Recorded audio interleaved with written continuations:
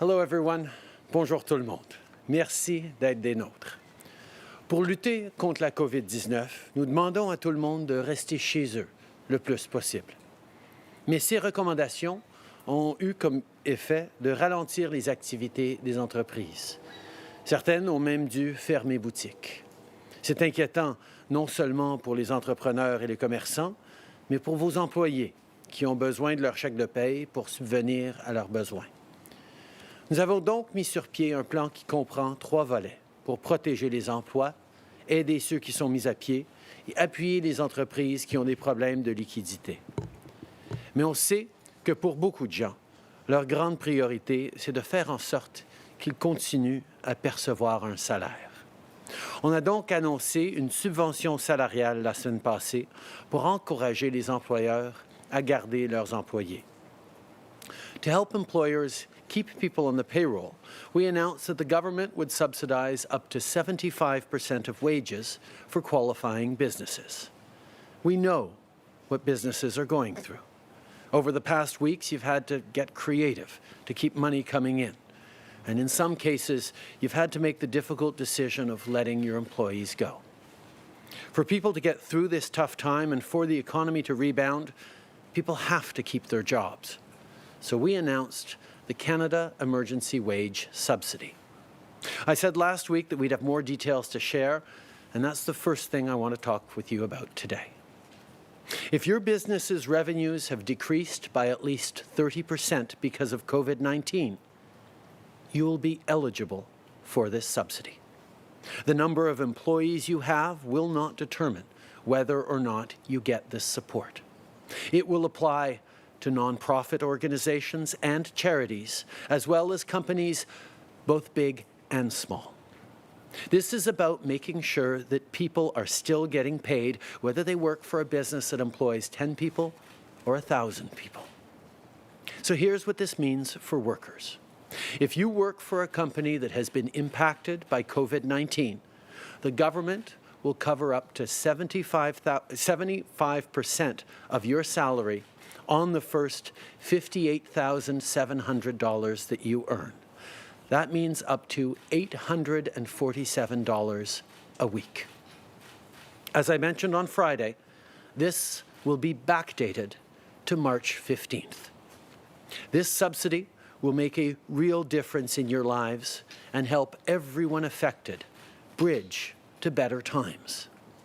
In Quebec, it's going to help trucking and logistics company Energy Transportation Group to stay in business so they can keep moving essential goods like food and toilet paper. In Calgary, it'll give a little breathing room to the Benge Hair Salon, which had to close shop to protect the health and safety of their clients. Minister Morneau and Minister Ng are working hard to give companies the background documents explaining the technical details of this measure.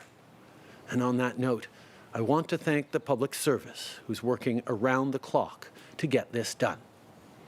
Les entreprises qui démontrent que leurs revenus ont baissé de 30% à cause de la COVID-19 seront admissibles à la subvention salariale annoncée la semaine dernière. Le nombre d'employés ne déterminera pas votre admissibilité. La subvention s'appliquera aux organismes à but non lucratif, aux organismes de bienfaisance, ainsi que les entreprises de toute taille. Le but, c'est que les gens puissent continuer à recevoir un salaire, peu importe s'ils travaillent pour une entreprise qui emploie 10 ou 1000 personnes. Donc, si l'entreprise pour laquelle vous travaillez est touchée par la COVID-19, le gouvernement va couvrir jusqu'à 75% de votre salaire pour la première tranche de 58 700 que vous faites. Ça veut dire 847 $ par semaine, jusqu'à 847 $ par semaine.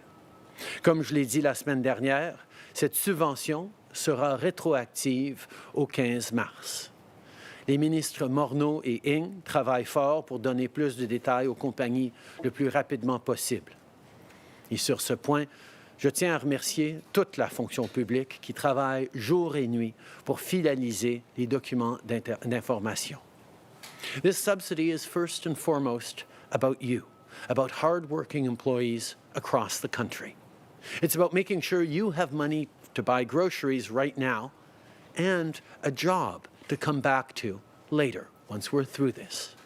Every business of every size is having to make some difficult decisions because of COVID-19, and that's why the number of employees is not the eligibility criteria we've chosen. This is in line with best practices we've observed in other countries. That said, I want to offer a word of caution to businesses. We are trusting you to do the right thing. If you have the means to pay the remaining 25% that's not covered by the subsidy, please do so. And if you think this is a system you can take advantage of or game, don't. There will be serious consequences for those who do. This unprecedented situation calls for unprecedented action, and it calls for good faith and trust between everyone involved. We are in this together, and that's why our government is stepping up to help all employers keep their employees. But for this to work, everyone has to do their part. Every dollar of this should go to workers. You should make every effort to top up their wages and every effort to hire back those workers who've been laid off in the past 2 weeks because of COVID-19. That's why we set up a comprehensive 3-point plan to support everyone across the economy, weather the storm, and come roaring back. With the Canada Emergency Wage Subsidy, we're protecting jobs. With the Canada Emergency Response Benefit, we're helping those who lose their job. And with easy, guaranteed loans for businesses of all sizes, we're helping people who need it access credit. Je veux m'adresser aux entreprises pour un instant. On a confiance que vous allez prendre les bonnes décisions. Si vous avez les moyens de payer le 25% qui n'est pas couvert par la subvention salariale, faites-le. Si vous pensez que vous pouvez déjouer le système ou en prendre avantage, faites-le pas. Il va y avoir des conséquences sérieuses pour ceux qui tentent d'en tirer profit. On se trouve dans une situation sans précédent et ça veut dire qu'on doit entreprendre des démarches sans précédent. Mais cette crise nous appelle à nous faire confiance et à agir de bonne foi. On est tous dans le même bateau et c'est pourquoi notre gouvernement veut aider tous les employeurs à garder leurs employés. Mais pour que notre stratégie fonctionne, tout le monde doit faire sa part. Chaque dollar est destiné aux employés. Vous devriez faire tout ce que vous pouvez pour supplémenter leur salaire et réembaucher les travailleurs qui ont été congédiés au cours des 2 dernières semaines. Nous avons un plan à 3 volets pour aider l'économie à revenir en force. Pour les employeurs et les employés, on a la subvention salariale d'urgence du Canada.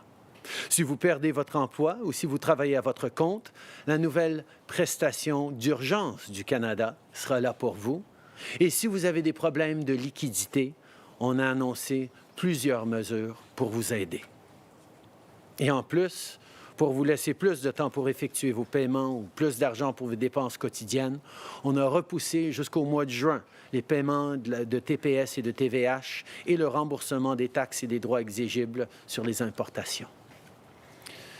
Since the beginning of this crisis, our top priority is to get you the help you need. To do that, our government must be ready for every scenario. Over the past few weeks, the Canadian Armed Forces have been gearing up to support our efforts and our communities as we fight COVID-19. Our women and men in uniform have always been there for Canadians in their time of need, and this pandemic is no exception. Pour l'instant, le gouvernement fédéral n'a reçu aucune demande d'intervention de la part des provinces ou des territoires.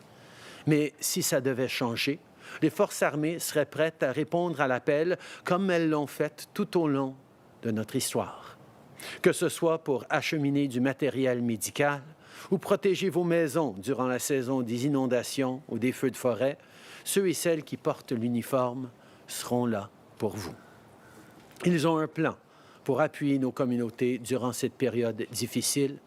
À midi, plusieurs ministres et le chef d'état-major de la Défense tiendront un point de presse pour en discuter davantage. Nous discuterons également de la préparation aux urgences avec les premiers ministres provinciaux et territoriaux lors de notre prochaine rencontre virtuelle. Je veux en profiter pour remercier tous les membres des Forces armées pour tout leur travail et leur service. Vous êtes toujours prêts à aider et on apprécie énormément tout ce que vous faites pour nous. I know we're all looking forward to the day when things are back to normal, but for that to happen, we all need to keep taking the right steps today. It means following public health recommendations. You know the drill. Stay home as much as possible. Wash your hands often and keep at least 2 meters from each other. And our government will keep doing everything we can to make sure workers are getting paid and companies are supported. The measures we've announced will help do just that and ensure that our economy is well positioned to recover from this. We're going through a tough time right now, all together, but you know, your government has your back. And as always, if we need to do more, we will do more. I want to close this morning by thanking all first responders across the country who are doing an incredible job for all Canadians. Medical professionals, first responders, custodial staff, farmers, people who work along the supply chain. Thank you. Going to work right now is stressful, and I know you're worried. But we are doing everything we can to keep you safe. You are doing essential work, and we cannot thank you enough. As always, Canada and Canadians will get through this by leaning on each other and everyone doing their part. Merci beaucoup, mes amis.